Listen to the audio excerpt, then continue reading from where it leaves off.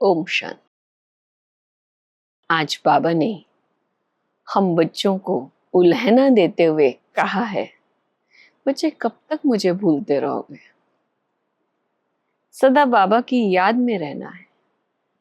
बाप की याद से ही विकर्म विनाश होते हैं, और बाप को भूल गए तो विश्व के मालिक कैसे बनेंगे? नई दुनिया में कैसे आएंगे? हम आत्माओं को फिर से नई दुनिया में, सतयुग में आना है, उसका पुरुषार्थ करना है। और पुरुषार्थ एक ही है, बाबा की याद। बाप का परिचय देना सबको, बाप की याद में रहना। तो बाबा के मीठे महावाक्य सुनते हैं। मीठे बच्चे धंधा आदि करते हुए भी सदा अपनी गॉडली स्टूडेंट लाइफ और स्टडी याद रखो। स्वयं भगवान हमको पढ़ाते हैं, इसी नशे में रहो। प्रश्न है, जिन बच्चों को ज्ञान अमृत हजम करना आता है, उनकी निशानी क्या होगी? बहुत सुंदर प्रश्न है। ज्ञान अमृत को हजम करना आता है, उनकी निशानी क्या होगी? तो बाबा ने कहा है, उन्हें सदा रूहानी नशा चढ़ा रहेगा, और उस नशे के आधार पर सबका कल्याण करते रहेंगे।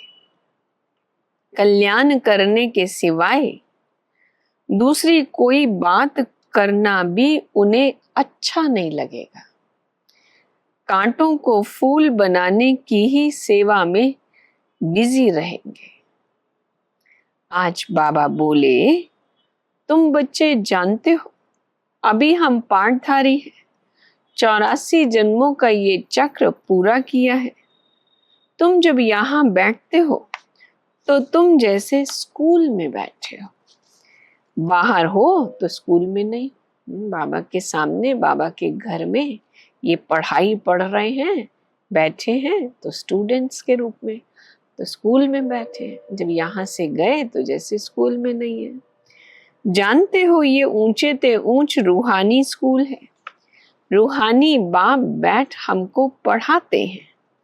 हम विश्व के मालिक बनते हैं। देवी देवता थे, मालिक थे, फिर पुनर्जन्म लेते लेते आकर पट पे पड़े हैं। भारत कितना सॉल्वेंट था। सारी स्मृति आई ना, भारत की ही कहानी है, साथ साथ अपनी भी है। बाबा कहते रहते हैं, याद की यात्रा पर रहो। बाप हमको पढ़ाकर ये बना रहे हैं। सारा दिन ये स्मृति आती रहे। बाप ही स्मृति दिलाते हैं ना। यही भारत था ना। हम सो देवी देवता थे, सो अब असुर बने हैं। पहले तुम्हारी भी बुद्धि आसुरी थी, अब बाप ने ईश्वरीय बुद्धि दी है। जिन्हें नशा चढ़ा हुआ होगा, उन्हें किसका कल्याण करने के सिवाय दूसरी कोई बात करना भी अच्छा नहीं लगेगा। फूल बनाने की सर्विस में ही लगे रहेंगे। हम पहले फूल थे, फिर माया ने कांटा बना दिया, अब फिर फूल बनते हैं। फिर से अब फिर फूल बनते हैं। ऐसी ऐसी बातें अपने से करनी चाहिए। इस नशे में रहे तुम किसको भी समझाएंगे तो झट तीर लग जाएगा। हम क्या थे, क्या बन रहे हैं, फिर से फूल बन रहे हैं। वो खुशी, वो उमंग, हम पढ़ाई पढ़ते हैं, वो बाबा हमको पढ़ाते हैं। गॉडली स्टूडेंट्स हैं। ये नशा अंदर में रहे, और इस नशे में रहकर किसको भी समझाएं तो बाबा कहते कल्याण हो जाएगा। भारत गार्डन ऑफ अल्लाह था, अब पतित बन गया है। हम ही सारे विश्व के मालिक थे। कितनी बड़ी बात है। अभी फिर हम क्या बन गए हैं, कितना गिर गए हैं। हमारे गिरने और चढ़ने का ये नाटक है। बच्चे खुद समझते हैं, भल हाथ तो उठाते हैं, परंतु चलन ऐसी है जो नशा रह ना सके। भल हाथ उठाते हैं, हम कल विश्व का मालिक बनेंगे, परंतु अगर मेरी चलन, मेरा व्यवहार उच्च कोटि का नहीं है तो कैसे बनेंगे। फीलिंग तो आती है ना, अपने आप से महसूस तो होता है ना। बाप बच्चों को स्मृति दिलाते हैं, बच्चे तुमको मैंने राजाई दी थी, फिर तुमने गंवा दी, तुम नीचे उतरते आए हो, क्योंकि ये नाटक है चढ़ने और उतरने का। आज राजा हैं, कल उसको उतार देते हैं। अखबार में बहुत ऐसी ऐसी बातें पढ़ती हैं जिसका रेस्पॉन्स दिया जाए तो कुछ समझे। ये नाटक है, ये याद रहे तो भी सदैव खुशी रहे। आसुरी संप्रदाय और दैवी संप्रदाय कहते हैं ना, उनके बीच का है ये संगम युग। जबकि पुरानी दुनिया से नई दुनिया बनती है, नई से पुरानी होने में सारा चक्र लग जाता है। अभी है संगम युग और सतयुग। फर्क तो है ना। अभी संगम युग पर हम पढ़ते हैं, सतयुग में देवता होते हैं। सतयुग में देवी देवताओं का राज्य था, अब वह है नहीं। बाकी अनेक धर्म आ गए हैं, ये तुम्हारी बुद्धि में रहता है। बहुत हैं जो 6-8 मास 12 मास पढ़कर फिर गिर पड़ते हैं, फेल हो पड़ते हैं, भल पवित्र बनते हैं, परंतु पढ़ाई नहीं करते तो फंस पड़ते हैं। सिर्फ पवित्रता भी काम नहीं आती है। ऐसे बहुत सन्यासी भी हैं, वे सन्यास धर्म छोड़ जाए गृहस्थी बन जाते हैं, शादी आदि कर लेते हैं।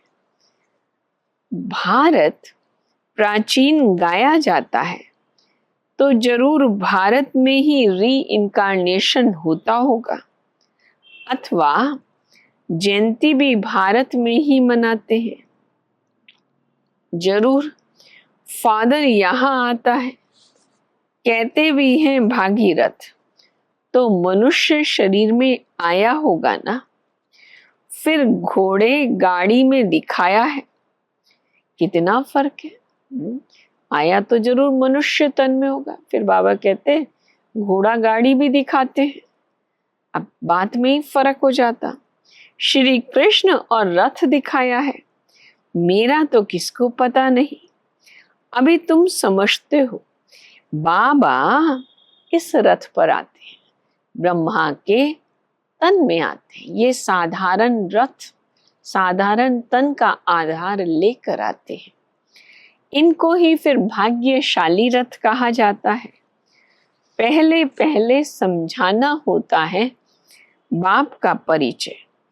भारत स्वर्ग था जरूर, हेवनली गॉड फादर ने स्वर्ग बनाया होगा। ये चित्र तो बड़ा फर्स्ट क्लास है, समझाने का शौक रहता है ना। बाप को भी शौक है, तुम सेंटर्स पर भी ऐसे समझाते रहते हो। यहाँ तो डायरेक्ट बाप है, बाप आत्माओं को बैठ समझाते हैं। आत्माओं के समझाने और बाप के समझाने में फर्क तो जरूर रहता है। इसलिए यहाँ सन्मुख आते हैं सुनने लिए। मधुबन में जाते हैं हम सब कि बाबा से मिलें, बाबा से सुने। बाप कहते मुझे याद करो तो तुम्हारे पाप कट जाएंगे, तुम सच्चा सोना बन जाएंगे। मैं सभी का पतित पावन बाप हूं। तो बाप की समझानी और आत्माओं की समझानी में कितना फर्क है। समझो, कोई नए आ जाते हैं, उनमें भी जो यहाँ का फूल होगा उनको टच होगा, जो यहाँ की आत्मा होगी अवश्य उनको अच्छा लगेगा, टच होगा। ये कहते तो ठीक है, ये रियलाइज होगा कि यहाँ जो बातें सुनाई जाती है वो ठीक है। जो यहाँ का नहीं होगा सो समझेगा भी नहीं। जब कोई आते हैं उनको ये समझाओ कि बाप कहते हैं अपने को आत्मा समझ, मुझ बाप को याद करो तो पावन बन जाएंगे, खाद निकल जाएगी। मन मना भव अक्षर, याद है ना?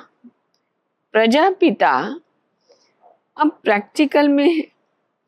इन द्वारा, ब्रह्मा द्वारा हमको बाप ऐसे कहते हैं, हम बेहद के बाप को ही मानते हैं।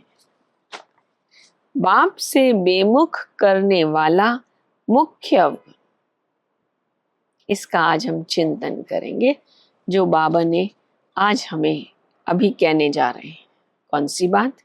बाप से बेमुख करने वाला मुख्य अवगुण है एक दूसरे का परचिंतन करना।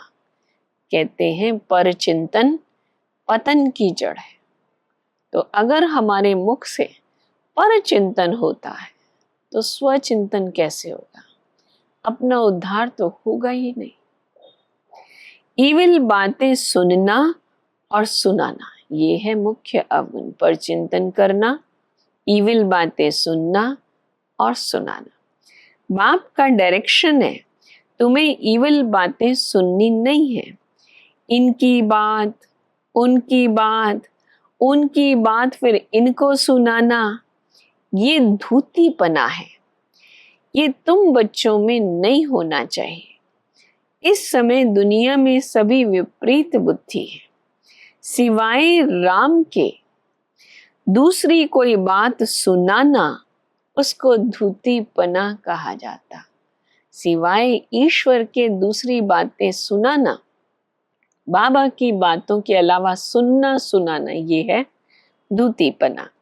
अब बाप कहते हैं धूतीपना छोड़ो, तुम सभी आत्माओं को बताओ, हे सीताएं, तुम एक राम से योग लगाओ।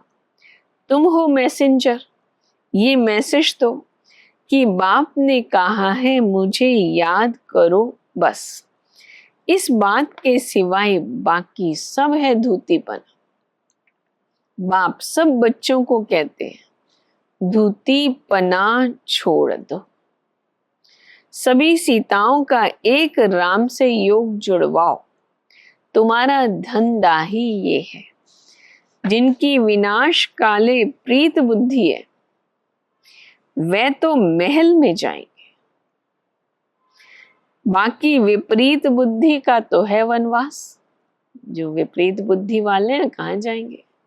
वनवास, जंगल में वास, वन में वास।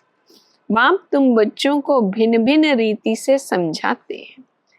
जिस बाप से इतनी बेहद की बादशाही ली है उनको भूल गए हो तो वनवास में चले गए हो।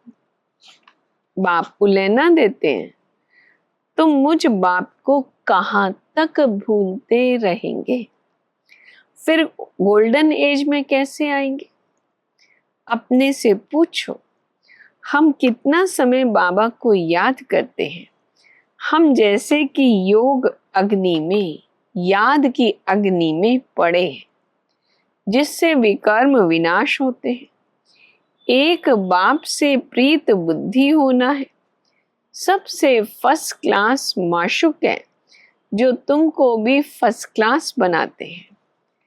कहाँ थर्ड क्लास में बकरियां मिसल ट्रैवल करना। एकदम भीड़ में कंजस्टेड होकर सफर करना, और कहाँ एयर कंडीशन में, कितना फर्क होता। ये सब विचार सागर मंथन करना है तो तुमको मजा आ जाएगा। आज के महावाक्यों के साथ वरदान है, समाने की शक्ति द्वारा रॉन्ग को भी राइट बनाने वाले विश्व परिवर्तक भाव। दूसरे की गलती को देखकर स्वयं गलती नहीं करो। अगर कोई गलती करता है तो हम राइट में रहे, उसके संग के प्रभाव में न आए। जो प्रभाव में आ जाते हैं वे अलबेले हो जाते हैं। हर एक ये सिर्फ जिम्मेवारी उठा ले कि मैं राइट मार्ग पर ही रहूंगा। बहुत बड़ी बात कि मेरे कदम कभी भी गलत राह पर नहीं जाएंगे, राइट मार्ग पर ही रहूंगा। अगर दूसरा रॉन्ग करता है तो उस समय समाने की शक्ति को यूज करो। किसी की गलती को नोट करने की बजाय, इसने ऐसा किया, इसने ऐसा किया, ये अंदर में बिठाने की बजाय उसको सहयोग का नोट दो, अर्थात सहयोग से भरपूर कर दो, तो विश्व परिवर्तन का कार्य सहज ही हो जाएगा। स्लोगन है, निरंतर योगी बनना है तो हद के मैं मेरेपन को बेहद में परिवर्तन करो। तो क्या करना है? बाबा ने कहा, बाबा की याद में रहना है। मैं गॉडली स्टूडेंट हूं, इस नशे में रहना है। ये मैं और मेरेपन के हद के बातों से परे ले जाना है। फिर विशेष बात, एक बाप से सुनना है, दूसरे का चिंतन करना, ये धूतीपना है। मैं तो शिव बाबा की संतान, एकदम शुद्ध पवित्र आत्मा। मेरा तो शिव बाबा एक, दूसरा न कोई।